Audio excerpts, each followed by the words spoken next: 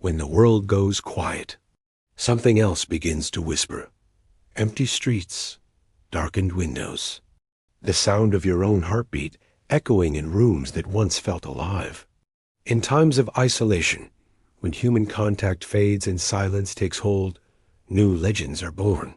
These aren't ancient myths told around campfires. They're modern hauntings whispered through digital screens and empty hallways. These are urban legends born from isolation. It began with the sound of footsteps. Every night at 3 a.m., a tenant in a downtown apartment complex heard someone pacing in the room above. Heavy, slow, deliberate.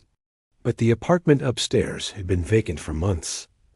Maintenance workers claimed the floor was sealed. No electricity, no running water, no tenant.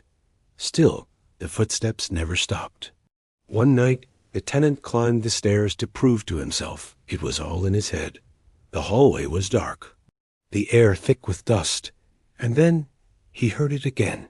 Footsteps. Directly behind him.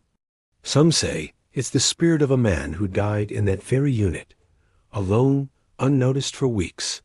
Others say, when you live long enough without speaking to anyone, the silence starts to move on its own.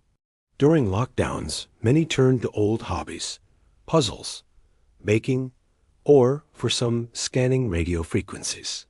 That's when strange reports began surfacing online.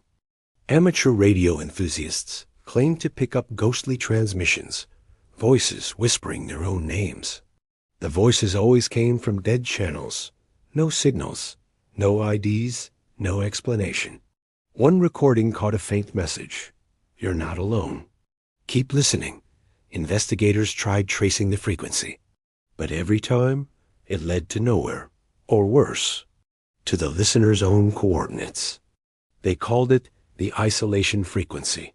No one has ever proved it's real, but every year, new recordings still appear. In times of loneliness, people talk to themselves, sometimes to their reflections. A viral thread on Reddit told of users who spoke daily to their mirror reflections during lockdown. It was harmless, until one woman noticed something wrong. Her reflection didn't move with her. It smiled when she didn't. Then one night, it waved, even though her hands were still. The mirror shattered the next morning, but when she checked her phone camera, she saw her reflection smiling in the black screen. The post ended abruptly after that. Her account was deleted. Food delivery apps were a lifeline during isolation, but one story, shared across multiple cities, remains unexplained. People received food from a service called Midnight Meals. No one remembered downloading it. No receipts, no payment history.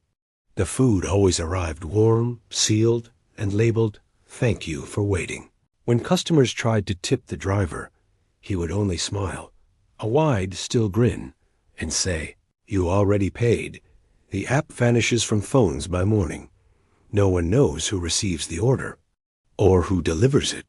Every legend begins with truth, but isolation blurs the line between what is real and what is imagined. When we're cut off from the world, our fears fill the silence. And in that silence, stories take shape, stories that feel too personal to be coincidence.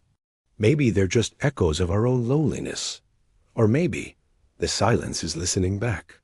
This is Cold Trail's Diary, and this was Urban Legends Born from Isolation. If you enjoyed tonight's stories, don't forget to like, subscribe, and share with a friend. And remember, sometimes the scariest thing is being completely alone. Thank you for watching, and I'll see you in the next one.